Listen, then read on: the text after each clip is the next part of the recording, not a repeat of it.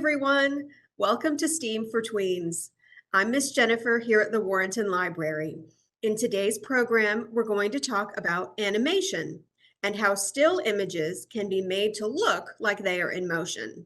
If you picked up your supplies here at the library, you have everything you'll need to complete today's activities at home, except for a pencil with an eraser, scissors, glue, and markers, colored pencils, or crayons. If you did not get a bag, you'll also need to gather a hole punch, 2 rubber bands, a ruler, and an index card, plus either a stack of Post-its or heavyweight paper that is stapled or binder clipped together. Again, these can just be index cards. Animation is a method in which still pictures are manipulated to appear as moving images. Commonly, the effect of animation is achieved by a rapid succession of sequential images that minimally differ from each other. Like this, we have a figure running. This can be done on paper, with computers, or with objects such as in claymation. Filming this effect creates animated movies and television shows. The eyes and the brain work together during the perception of vision. When you watch a person walk across a room, you don't see every tiny movement that person makes as they walk. Instead, you see a continuous, smooth motion. This is the optical illusion called apparent motion. You experience this illusion every time you watch animation. You perceive that the characters on the screen are moving fluidly, but in fact, you are seeing many still pictures flashing quickly by. Our brains are trying to make sense of what we are seeing by filling in the blanks or missing images based on what we have already seen. Thus, our minds create the illusion of movement. Our brains not only do this when we are watching cartoons or movies, they actually do this all the time, such as when we blink.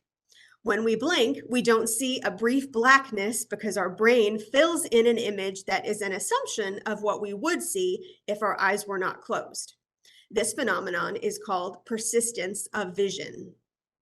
All cinematic animation is made up of many individual frames that leave their after images frozen on the eye until the next image flashes, until the brain is tricked into thinking that it is seeing one thing moving instead of many things standing still. If our eyes were quicker and our brains not so easy to fool, we'd see movies and cartoons as an endless procession of monotonous freeze frames.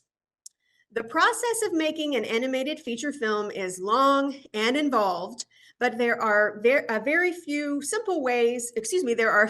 very simple ways you can use apparent motion to make your own animations. Although animation often involves advanced technology and high-end computers, an easy way to make an animated movie is to make a flipbook. And here is an example of one that I have.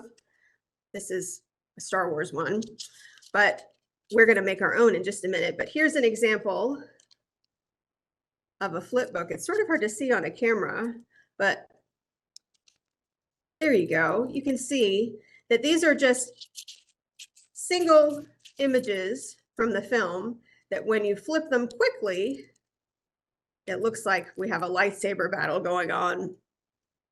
A flipbook presents a series of gradually changing pictures in rapid succession so that an audience perceives moving images. Rather than reading left to right, a viewer simply stares at the same location of the pictures in the flipbook as the pages turn. The book must also be flipped with enough speed for the illusion to work. So the standard way to read a flip book is to hold the book with one hand and flip through its pages with the thumb of the other hand. When you quickly thumb through the stack, your brain assembles the series of images into movement. To make a flip book, you will need a stack of heavyweight paper like those index cards or cardstock, held together with a staple or a binder clip. You could also use a stack of Post-its in a pinch because this is just a series of paper that is grouped together at the back already. If you picked up your supply bag, we gave you a flip book of your very own. Here, stapled together. And this is what we're going to work on for our craft today. It's best to start with a simple image like a bouncing ball. Each page in the stack should have a slightly different variation of the picture on the previous card. So I have one to show you of just that.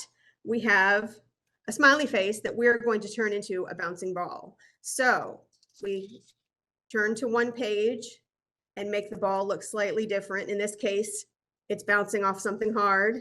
And in this case, it's flying up into the air, and then it's coming back down and going back up into the air. And so when we turn this flip book, we're going to see a ball bouncing up and down. In 1981, Ollie Johnson and Frank Thomas, famous Disney animators, pioneered 12 basic principles of animation to produce more realistic works. Although the 12 principles were originally created with regard to traditional hand-drawn animation, they are still used in today's often computerized animation. Squash and stretch is one of the most important of the 12 principles, and you can use it when you're making your flip book. So remember we looked at these bouncing balls? Well, when they're bouncing off the ground, this is going to be your squash. You want your ball to be squished down so that it looks like it's hitting the ground and collapsing into itself a little bit.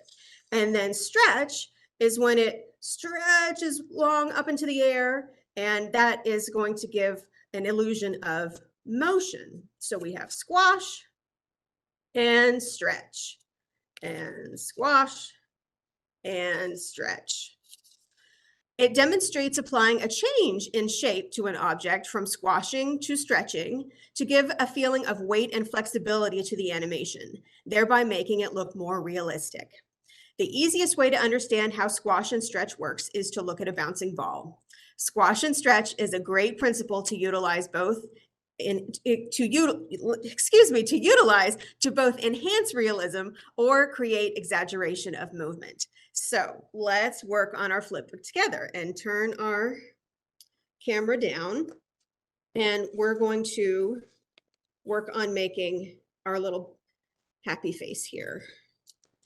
So you can start off, and I'm going to work on this upside down. Let's see how well that goes. We're going to make our smiley face. And this is just when it's sitting flat in the air in the middle of motion. And now we're going to create that squash. So you want to make it flatter and wider. And we need to have our little eyes and mouth still. And then we're going to do stretch. So we're going to make an oval long ways so it looks like it's stretching up into the air like that. And you can put that higher on the page if you want, like on this one. I put it a little higher up so it looked like it was coming up into the air. So let's see what that looks like when we flip it. Okay, let's see how well this works. Let me turn my camera back up so we can see this together. Okay, so we have our bouncing ball.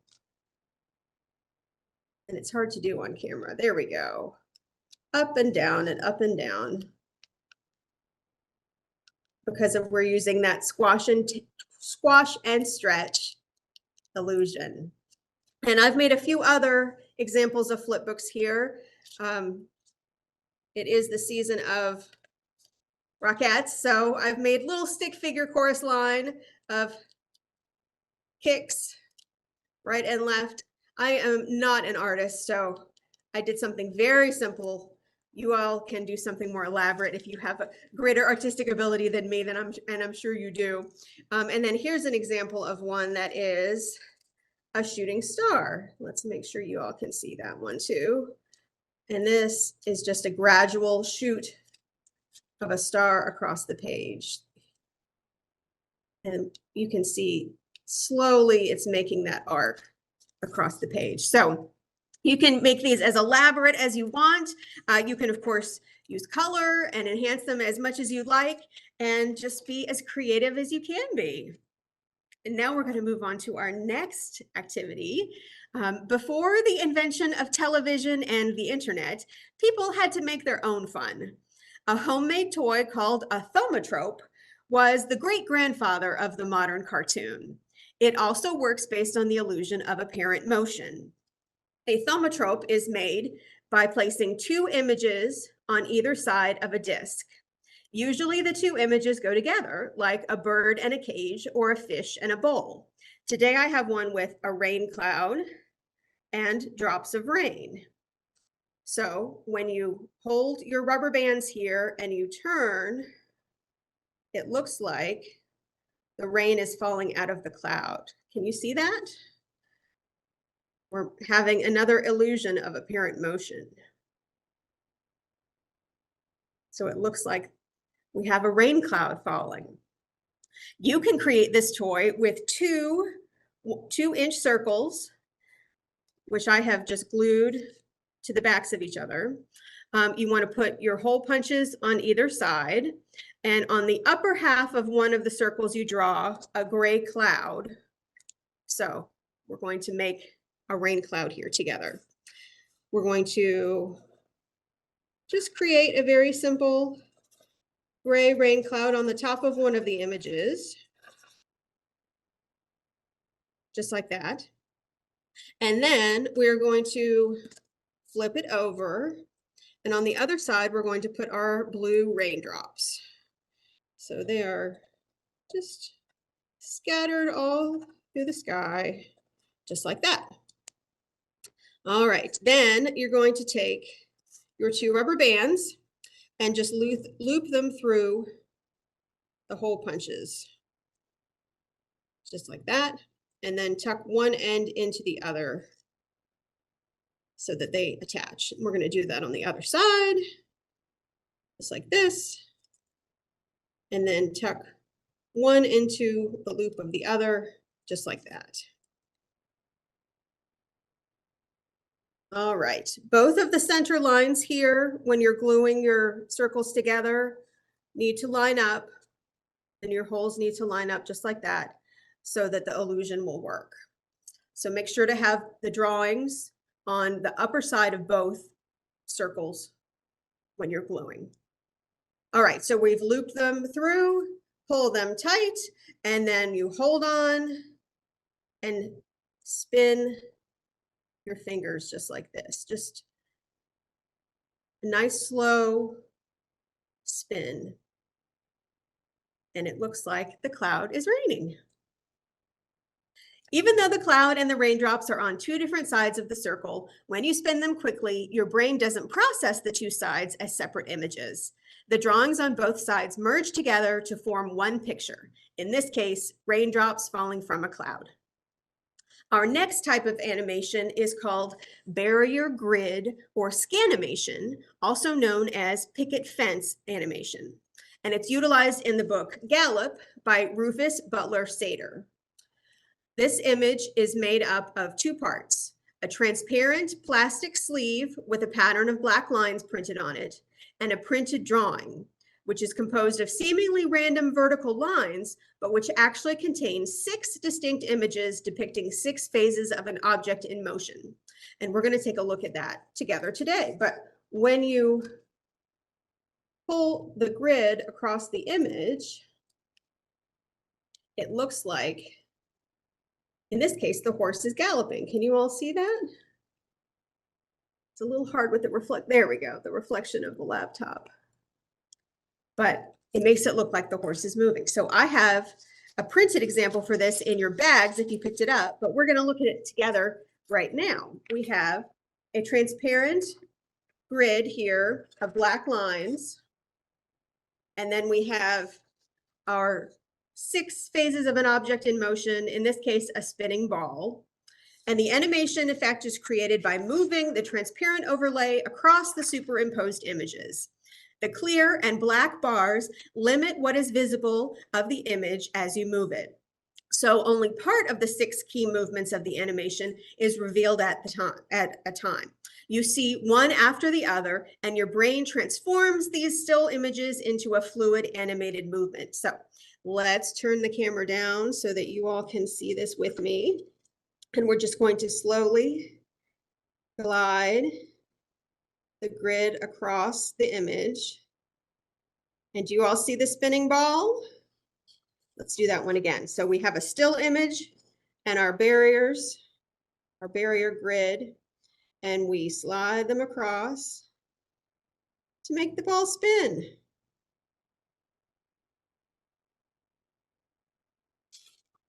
Okay. Lenticulars are plastic covered images that can morph as you pass by them. So we have often seen these in postcards or posters in novelty shops. You may have seen them in cereal boxes, or in this case, I got it out of a bag of chips. These are also from Star Wars. And then we also have some chocolate frog cards from the Harry Potter series. In this case, we have a gentleman waving his sword there. We have someone moving side to side, and someone pointing his finger at you.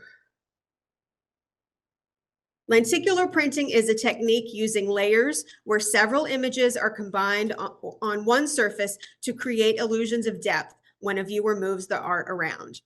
Each image is arranged into strips, called slicing, which are then interlaced with one or more similarly arranged images, called splicing. The lenticular print will show two or more different images simply by changing the angle from which the print is viewed. So did you see that I moved these up and down and up and down? And that is enabling your eye to see different parts of the image, and it makes it look like it's moving. This process can be used to create various frames of animation. If 30 or more images are used, taken in a sequence, they can even show a short animation sequence of about 1 second. But you can make a DIY version of a lenticular style art piece with this image that we have placed in your bag. So I've cut 3 sides of it off already, but we're going to cut off our 4th side right down here together, just to show you that you do want to cut off the edges. And then you want to color your picture in. So you can probably tell that this is an odd picture, right? We have some of these strips are pictures of what looks like a boat. And then some of them are parts of a picture that looks like an underwater scene with our fish. So we are going to color this in first, and you want to color so that the image all looks the same. You want all the parts of the ship to look fluid, and you want all the underwater parts to look fluid. And so that's going to look like this. You see what I mean? You want to connect all of the blue parts of the ship, you know, all the red parts. You want it to look consistent and coherent as an image. And then we're going to accordion fold it. So let me show you how that works. You want to flip this over and then take one slice at a time, fold that over, and you can just make the lines meet just like that, and then flip it again and fold it on the line. And the way that you fold this will make it easier for your eye to see just one picture at a time. And that's going to create that lenticular style slicing and splicing that I talked about. So you see how we've accordioned that.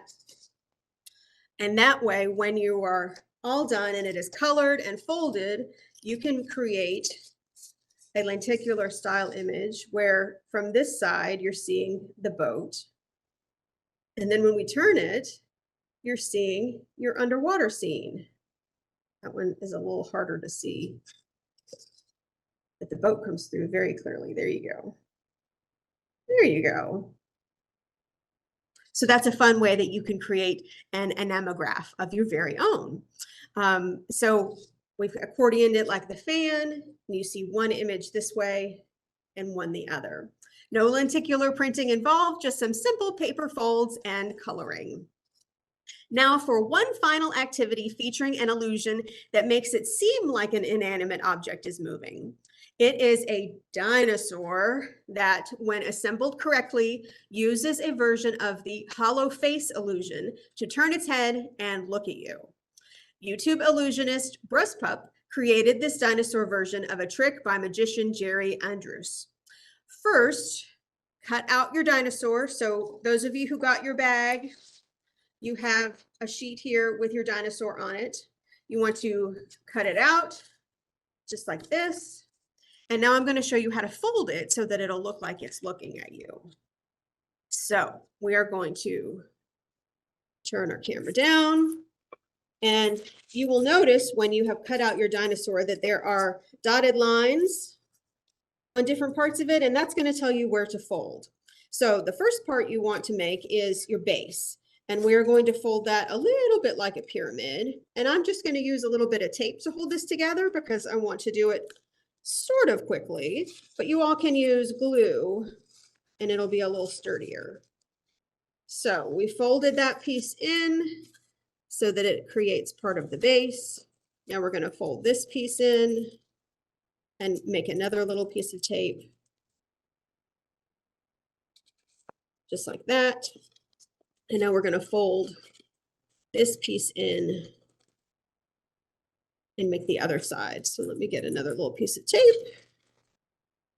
And like I said, you can do this much more neatly at home, but I'm just showing you quickly here for the effect. So this is how you've made your base, just by a little simple folding and attaching the tabs together.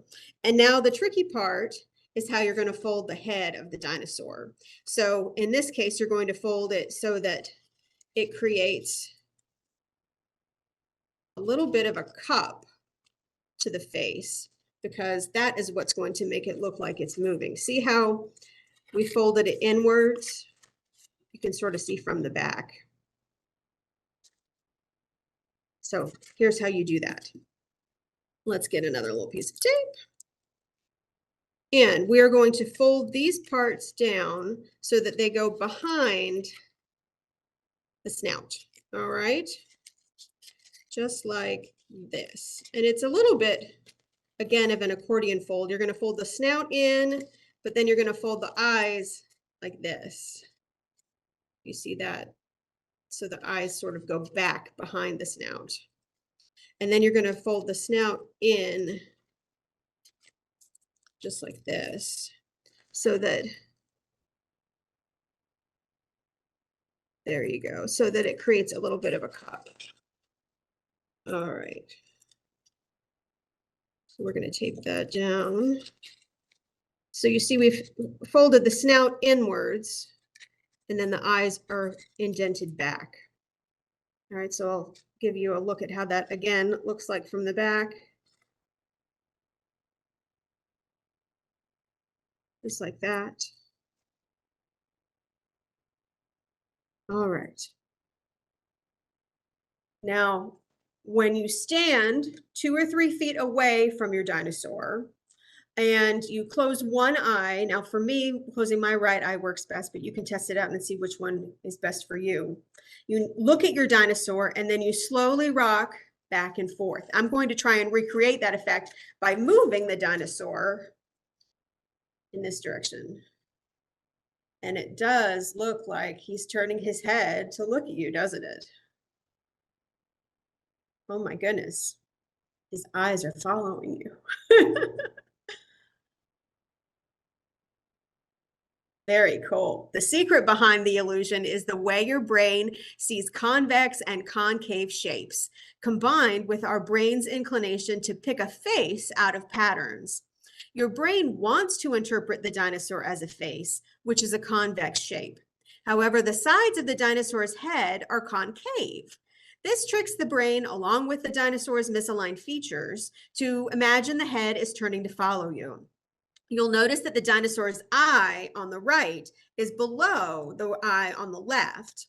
And that creates, that's one way that the deeper curve you've made creates the effect that the head is convex. That thinks that it thinks the eye must actually be coming towards you and therefore facing slightly to the left. A similar trick occurs with the nostrils, teeth, and snout, which are all inverted and make you think the dinosaur's whole head seems to be turning to the left to follow you. It's quite the illusion. I hope that you enjoyed today's program. Come by the library to check out these books featuring more information about drawing and animation. Next month's program will feature a geometric string art craft activity.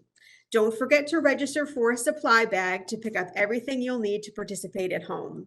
In the meantime, head over to our website, fauquierlibrary.org. Click on the research button and select Science, Math, and Environment from the list shown. There you'll find Science Online, a resource featuring articles, videos, experiments, and activities to enjoy on a range of scientific topics. Thanks for watching.